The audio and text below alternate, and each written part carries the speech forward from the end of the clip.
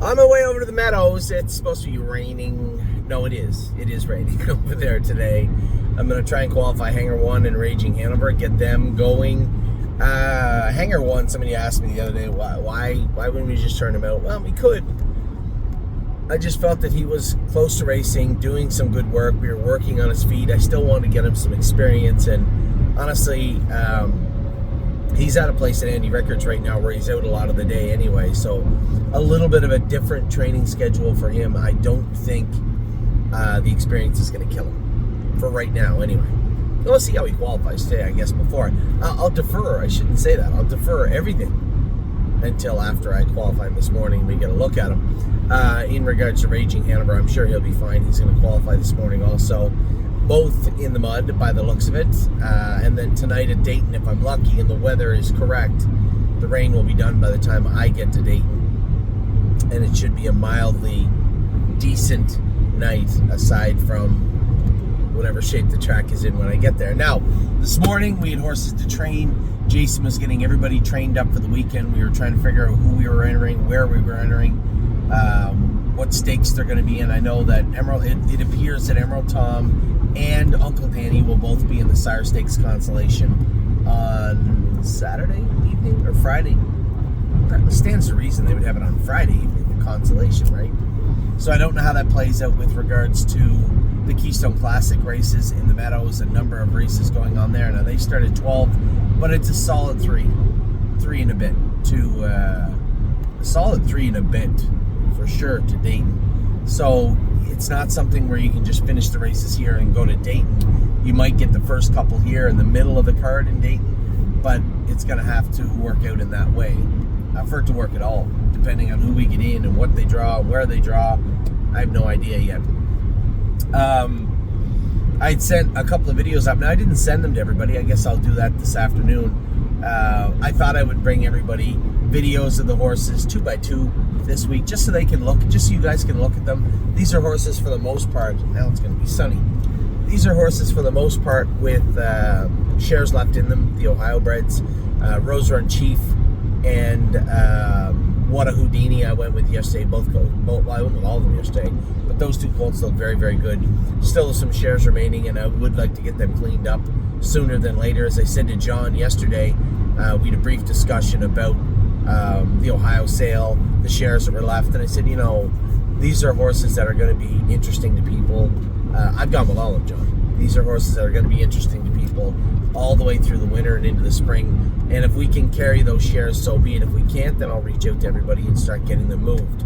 I'm always trying to walk that tight line where we have shares for new clients to get involved with that can buy, and also not carrying so many shares that it's going to bankrupt me. So that's always the fine line that I'm walking, and as of right now, I'm happy with what I saw in Ohio. Most importantly, we have Lexington coming up. I see little chunks of shares being gone. I will tell you this. I would suspect by the end of today, the vast majority of the trotting filly bucket will be gone. I know I've heard people talking. Anthony, obviously, I want to be involved with the trotting filly bucket and a couple other things, but that is predominantly where I would like to be for the Lexington sale, which I have certainly no problem with. These are people that will be buying 20 and 25%, not 1 and 2. So just be forewarned. I don't want anybody messaging me if they sell out in the next 24 hours saying, well, can I get shares in that? They're gone. And there will be other fillies bought. There may be fillies in the main bucket also that we're going to purchase. Our high-end trotter might be a filly also. I have no idea yet. This is all going to be based on this is all going to be on a value-based scale also. If I see a really good-looking filly that I thought would bring a ton of money going for, which is still quite a bit of money, but going for a number that would entice me, I wouldn't hesitate to buy a trotting filly in that high end range. Wouldn't stop me at all. So I have no idea who's going to win the bucket. Somebody messaged me and said, Anthony, the last thing I want is pacers. I want to buy 2 or 3 trotters. Why can't we just have a pacer bucket for the people that want to buy pacers? Well, we could do that. The problem being, though, here's the thing. I'll be the first to admit, because I'm the same way too. If you're going to buy 10 horses and there has to be a mix. It would be 8 trotters, 2 pacers, right? That's how I am. That's how a lot of you are. But we do have clients that want pacers out there. So how can I possibly go about buying a quality pacer or two if I have nowhere to put them and no response? Because a lot of you, although you say you're trotter people, same as I am, if I find a real quality pacer that has what I would consider a fair amount of value attached in the purchase price, I would be interested in that, right? Now, Perfect Thought's not a great example. She was $87,000, but this was my top pick, or one of my top picks of the whole sale. I thought she was a tremendous looking individual last year, and glad that we did go that extra little $2,000 to get her. So again, all of our buckets are going to be value based, and although you might fancy yourself a trotting person, same as I do, I won't shy away from a good dollar value. If we get a good bargain on a pacer, it wouldn't bother me at all. Having said that, if I do my job and that does happen, and you still say, Anthony, I know, but I just don't want a pacer, I can't imagine there's going to be a problem moving that pacing share if I do my job right. So for those of you out there with some trepidation about how the buckets, the makeup of the buckets, or the jurisdiction of the buckets also, I wouldn't worry very much. For those of you out there saying, I don't want New York and New Jersey because I don't want to get licensed, that's not a problem. We have tons of people now that are licensed in New York and New Jersey that are more than happy to pick up those shares.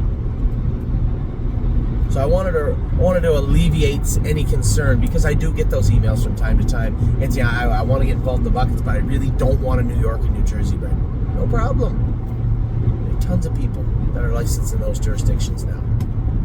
So today I will be sending out the video I planned on sending out to everybody the other day. I got it out to I wanted to have it a more personal thing, so I sent it out person by person by person.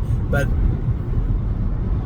realistically, the question I get asked a lot from somebody is, how much does the average person own? Just a run-of-the-mill Tom, Dick, or Harry, just a regular plain Jane person that comes into the stable and wants to go buy some shares.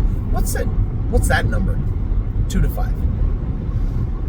Some people buy 1, some people buy 2 to 5. But that's the average. That's the meaty part of the curve. We have tons of clients that'll buy a quarter and 20%, 10%, 5%, whatever. But the vast majority of people buy 2 to 5%. And the reason I broke those buckets up into 2, it isn't pacing trotting, it isn't colts and fillies. It's 2 buckets, hopefully value-based. I say hopefully because I believe they'll be, but that's in the eye of the beholder sometimes, very subjective. But I broke that up so that people can get in a financial way that is comfortable to them. It's always been the biggest draw of the stable. Being able to get in and get out. Being able to put whatever in you want, rather than going to a trainer saying, how much does it cost me to buy a horse? Well, ma'am or sir, it costs $10,000 or $20,000, you get a horse, and then you get a bill every month. Well, that's a little expensive. What if I just wanted 1% of that horse? Well, we're one of the few stables that offer that, right? That's what fractional ownership is. And 1% of one of those buckets is $500 US, and your bill is $30-40 a month. Plus you're staking another $8-10 in the middle of the spring. And that's the draw of the stable. So that's what I wanted to do. I wanted to sell out those buckets and allow all the people that want to, should be able to, and quite frankly, the bulk of our order. I wanted you to be able to get involved in those buckets. Because those are, quite frankly, the buckets, if I was an everyday guy, those are the buckets I'd want to know. So that's what I'm going to do today. I'm going to send you out that video, my proposal to all of you. I would love to get those flyer buckets sold out as we head to Lexington. The filly bucket, as I said, that trotting filly bucket, that's always a big draw at the stable, and it will be sold out quickly. I think there's only 60-some% left now, and I know that there's 2 of our bigger clients that are very close to buying shares in that bucket. The standalone is one of our clients called the Invisible Buckets today. Those are just a high-end pacer and a high-end trotter. I'm not putting a dollar price beside them. We have a lot of clients that want to be involved, and whether that's 90,000 or 150 or 60,000. I don't know, and because I don't know, I can't possibly make a bucket up for it. How can I say I know the bucket says 120, but I said I spent 160? Well, that wouldn't be very responsible. I have a list of maybe 12 horses so far in the Lexington sale on both gates that I'm very interested in. That would be that standalone high-end pacer or trotter. And if you want to be involved in something like that, just shoot me a message. Say, Anthony, I'd like to be on that list. I have about 14 people on the pacing one and about 16 people on the trotting one right now. So we will be getting one. And obviously those people and the bucket holders, the bucket shareholders, they will get first opportunity to buy those shares also. Now, for those of you out there with real cold feet, you just don't know what you want to wait and see what we got. Not my favorite thing. Does not make my life easy, but I suspect the main bucket is where you're going to do most of your business. I don't think it's going to sell out heading into Lexington. I would say 35, 40, 45, maybe 50% sold out, which isn't going to worry me. If we can just get the flyer bucket sold out, I know the fillies will take care of themselves, and I'm okay with the main bucket being partially subscribed. If I can get that done, we're looking at 10, 12, 13, 14 horses coming out of Lexington. For the most part, fully subscribed. Man, that makes my life a lot easier, and it makes fall a lot easier. It makes Christmas a little more fun, too. So I'll be sending that video that I did send out a little bit this week. I'm going to send it out to everybody later this afternoon, later this morning. I'm just dealing with this rain. I got to qualify. I drove all the way over here to qualify 2 horses in the rain, in the mud. I'll get that done, wash off my face, get back in the car, go back to Brunswick, wash that suit off, and get ready for Dayton tonight. So, wherever you are, I hope it's not raining. Wherever you are, I hope you're having a great day, great start to your Tuesday. It has been a good end of the week. Listen, it's always the valleys. You know, I talked to Scott quite a bit yesterday about Perfect Thoughts race, and but no, we talked about horses in general. We started to talk about Perfect Thought. I said, Scott, I just got to turn the page. You know, it hurt, it sucked, it happened, it's done with. The filly's 110% for those of you worrying. Megan gave me an update yesterday. Said the filly came out of the race great. She's 110%. You know, gonna push forward. That's exactly what we have to do. Aside from her, a great week of racing for the most part. We have a great week ahead of us. Very interesting starters coming up this week. I did send Allure and JK Mega over. Well, actually, Allure's on the next truck. It should be here tomorrow or the next day. She's entered Indigo, I believe, Friday. I don't know if the entries are out yet. No, the entries aren't out yet. The box hasn't even closed yet. She's entered for Friday. JK Mega's over there now. We sent a number of yearlings over. JK Victory's in here on Thursday, drew the 9-hole. Of course, why wouldn't he drive the 9-hole? Greatest Ending will be in on the weekend. I won't be driving him. I'll be in Kentucky or the Meadows or Dayton. I'll be somewhere. A lot of movement in the stable right now. My biggest job right now is to focus on the week ahead of racing, focus on the sale and getting everything polished up the way I want it, focus on talking to you, and then go to Lexington and get your job done. So, with that, I'm going to continue to get my job done this morning.